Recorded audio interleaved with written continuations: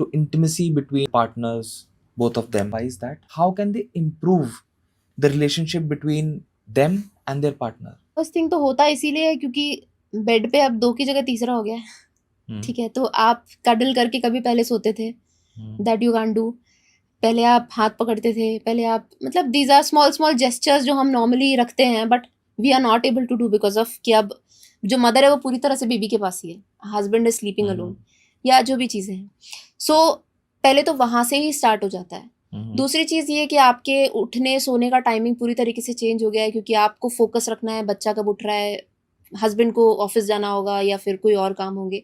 तो यहाँ से ये सारी चीज़ें चेंज होना शुरू हो जाती हैं। तो धीरे धीरे आपके दिमाग में आने लग जाता है, ओके फाइन, आज तो हग ही नहीं किया, आज तो बात ही नहीं की, अब हम पहले जैसे बात ही नहीं करते, पहले जैसे हाथ ही नहीं पकड़ते, पहले जैसे कहीं घूम ही नहीं पाते।